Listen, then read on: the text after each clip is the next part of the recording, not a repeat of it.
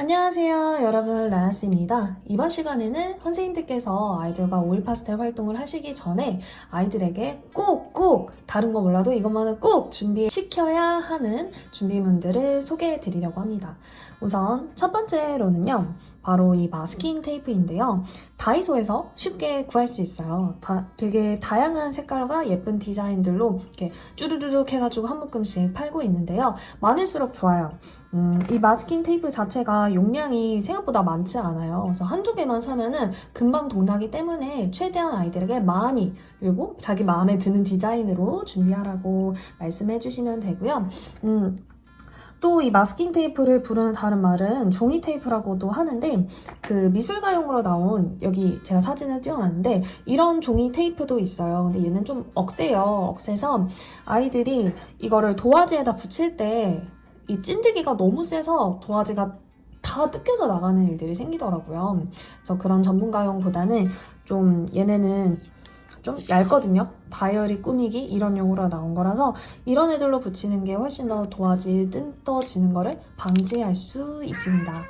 사용법은요, 이럴 때 쓰는 거예요. 제가 도화지를 한 장을 준비하고 도화지에다가 오일 파스텔로 막 문지르다 보면 막 이렇게 움직이잖아요. 그럴 때 테이프로 이렇게 부착을 해주면, 책상과 연결을 해주면 흔들리지 않겠죠? 이런 용도로 사용을 하고요.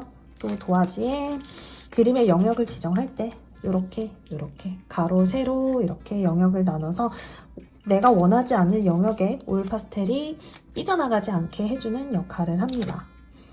두 번째로 아이들이 꼭 준비해야 될 것은 바로 이 면봉입니다. 이 작은 면적으로 세밀한 부분을 블렌딩 해줄 때 사용을 할 거예요. 넓은 면적은 이 면봉으로 하려면 너무 시간이 오래 걸리니까 비추하고요. 작은 면적을 섬세하게 다듬고 싶을 때 사용하도록 합니다. 면봉도 많으면 많을수록 좋아요. 생각보다 얘네가 약해서 조금만 문질러도 솜이 막 이렇게 헝클어지면서 부러지기도 하고 그렇거든요. 플라스틱보다는 나무가 더 좋은 것 같아요. 나무가 좀 더 튼튼한 것도 있고, 부러졌을 때 그 반이라도 잡고 쓸 수 있으니까 그런 점이 나은 것 같고, 다만 부러질 때까지 잡고 쓰는 거는 좋지 않은 습관이라는 거 알려주시면 되고요. 그 다음 세 번째는 바로 이 프리즈마 유성 색연필입니다. 다른 검은 색연필도 잘 나오기는 나오더라고요. 근데 그 중에서도 프리즈마를 추천하는 이유는 이게 제일 선명하고 깔끔하게 터치가 되는 것 같아요. 역시 유명한 색연필답게 뭐 돌돌이 이런 애들은 하다 보면 좀 벗겨져요. 오일 파스텔 위에 덧대면은. 근데 얘네들은 생각보다 벗겨지지 않고 선명한 색감을 자랑하기 때문에, 그냥 제가 생각하기로는 그림을 잘 못 그릴수록 초보자일수록 좋은 도구를 쓰는 게 좀 더 좋은 결과가 나오는 것 같더라고요. 그래서 웬만하면은 문구점에서 한 2-3천 원이면 낮게 구매할 수 있거든요. 이 프리즈마 색연필 검은색으로 하나만 준비해도 될 것 같아요. 다른 색상은 딱히 필요하지 않습니다. 다음 또 준비해야 할 것은 바로 이 오일 파스텔 활동의 메인인 이 오일 파스텔들이 필요하겠죠. 그런데 이 오일 파스텔 사실 때 정말 주의하셔야 될 게 있어요. 지금 이 두 가지 종류가 있는데, 얘는 문교 파스텔에서 나온 갤러리라고 되어 있는 거고, 얘는 그냥 아티스트를 위한 오일 파스텔이거든요. 하나씩 설명을 해드릴게요. 이 아티스트 전용, 그러니까 일명 파란색 오일 파스텔, 이 친구 굉장히 주의하셔야 되는 친구인데, 물론 아티스트를 위해서 나오기는 했지만 타 제품에 비해서 굉장히 뻑뻑해요. 좀 비싼 크레용? 비싼 크레파스라고 생각하시면 될 것 같아요. 열어볼게요. 제가 한번 보여드릴게요. 자, 이거는 초록색 한번 이렇게 문질러 볼게요. 제가 지금 힘을 줘서 빡빡 문질렀거든요. 어떠세요? 지금? 뭔가 부드러운 느낌이 좀 덜한 것 같지 않아요? 제가 아까 갤러리용 타 색연필하고 한번 비교를 해볼게요. 얘 한번 문질러 볼게요. 차이가 보이시나요? 제가 말씀드린 그 파란색 오일 파스텔은 굉장히 뻑뻑하게 균일하지 않게 발색이 되는 거 보실 수 있죠? 블렌딩도 한번 해볼게요. 자, 블렌딩을 하면은 어떤 일이 일어나느냐. 네, 마블링처럼 이렇게 돼요. 그리고 오른쪽에 있는 것도 한번 문질러볼게요. 얘네는 그거보다는 훨씬 부드럽게 블렌딩이 되죠? 이게 바로 이 단적인 차이입니다.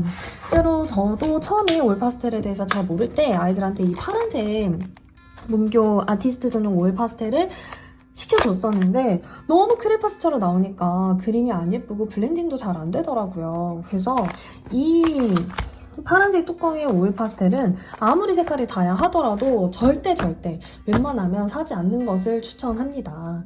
이거는 정말 별로인 것 같아요. 저희 반 아이들 이걸로 샀다가 다 죄다 다시 좋은 걸로 다 바꿨어요. 한 명도 빠짐없이. 도저히 이걸로는 괜찮은 퀄리티의 작품이 나올 수가 없거든요. 그래서 얘는 정말 비추하고요. 그럼 뭘 사야 되나? 뭘 사는 게 제일 좋은가요? 물론 비싼 오일 파스텔도 많지만 제일 괜찮은 거는 문교에서 이 갤러리라는 영어 글자가 꼭 쓰여 있어야 돼요. 얘도 아티스트 전용이거든요.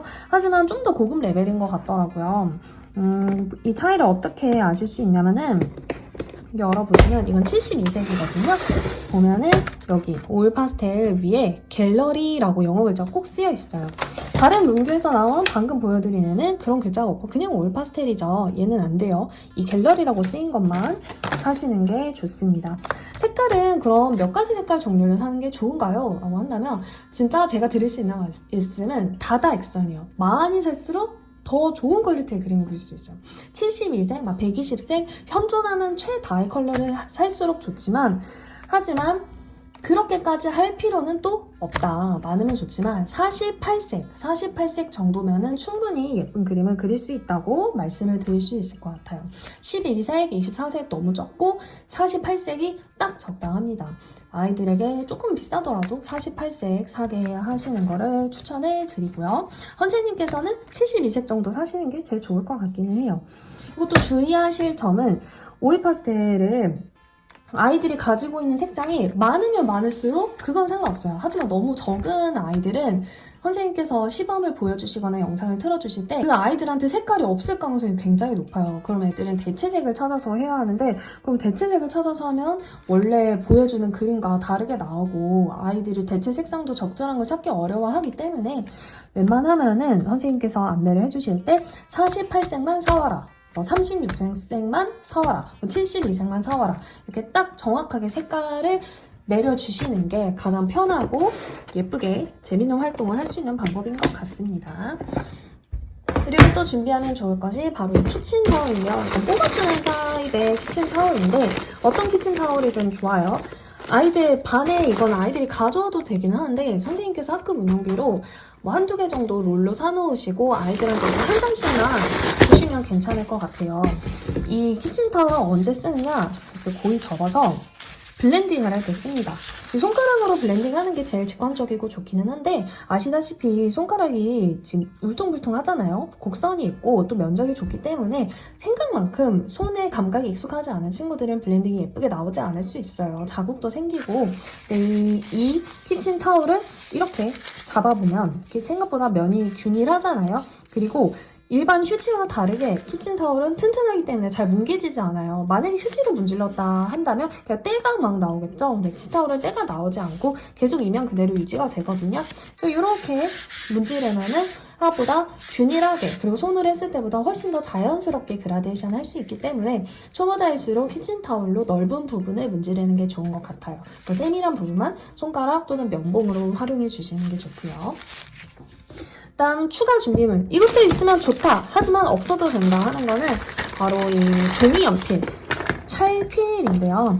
이 찰필들 사이즈가 여러 가지죠. 굵을수록 더 넓은 면적, 좁을수록 좀 더 섬세한 면적인데 이 종이로 말아진 끝부분에 이런 거 있죠. 이 상태에다가 잘 갈아서 깨끗하게 만들어 주신 다음에